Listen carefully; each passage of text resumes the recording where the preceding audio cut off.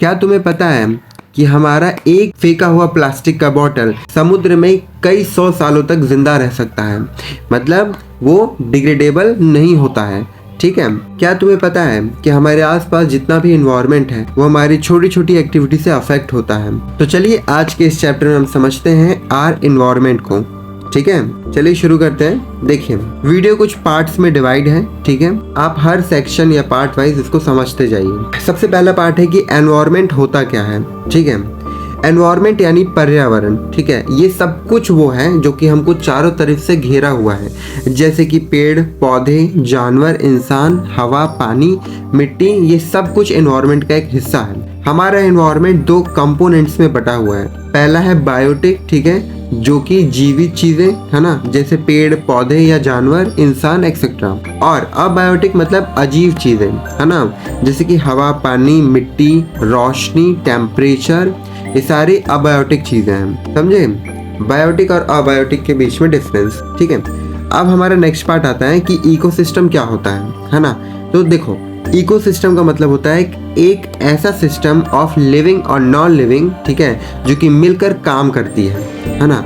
Example ले लो आप एक पॉन्ड का, ठीक है, यानी एक तालाब का। उसमें अगर हम डिटेली जाके देखें तो उसमें क्या मिलता है हमको, उसमें मिलता है हमको मछलियाँ, ठीक है, जो कि बायोटिक होती हैं, मतलब वो जीवित होती हैं। सेकंड मिलता है हमको पानी और मिट्टी, जो कि अबायोटिक होता है। और ये सब मिलकर एक सिस्टम बनाते हैं जिसका नाम होता है इकोसिस्टम। हर इकोसिस्टम में बैलेंस होना बहुत इंपॉर्टेंट होता है। अगर ये बैलेंस नहीं होगा, ठीक है, तो सिस्टम टूट जाता है। पार्ट 3 है हमारा कि फूड चेन और फूड वेब क्या होता है। तो समझो अच्छे से, जो फूड चेन होता है उसका मतलब होता है एनर्जी का एक दूसरे तक ट्रांसफर होना, है ना। जैसे कि देखो, पेड़, बकरी और शेर, ठीक है, मतलब पेड़ यहाँ पे प्रोड्यूसर होंगे, बकरी प्राइमरी कंज्यूमर होगी, ठीक है, और जो शेर होंगे वो सेकेंडरी कंज्यूमर होंगे। लेकिन यहाँ पे क्या होता है कि जो एक से ज़्यादा फूड चेन होते हैं वो मिलकर एक फूड वेब बनाते हैं, और ये ज़्यादा रियलिस्टिक होता है। ठीक है, यहाँ पे एक इम्पॉर्टेंट कॉन्सेप्ट को समझना जो कि होता है ट्रॉफिक लेवल।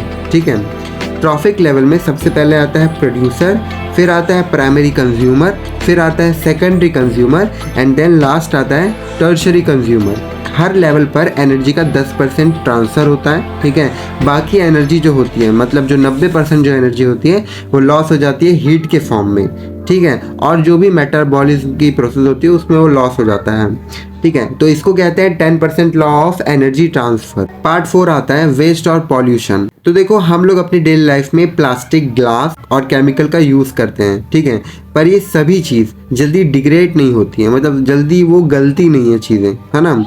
इससे क्या होता है, एनवायरमेंट पॉल्यूशन होता है। नेक्स्ट पॉइंट आता है हमारा कि बायोडिग्रेडेबल वेस्ट क्या होता है। तो बायोडिग्रेडेबल वेस्ट का मतलब होता है जो कि डिग्रेड हो जाता है, ठीक है, जैसे कि खाने का कचरा यानी खाने का वेस्ट, और नॉन बायोडिग्रेडेबल वेस्ट जो कि सड़ता गलता नहीं है ना, जैसे कि प्लास्टिक, बैटरीज, ये सब चीज़ें गलती नहीं है और हज़ारों सालों तक एज इट इज़ रहती हैं। ये वेस्ट सिर्फ सॉइल को खराब ही नहीं करती है बल्कि पानी और हवा भी पॉल्यूट करती है।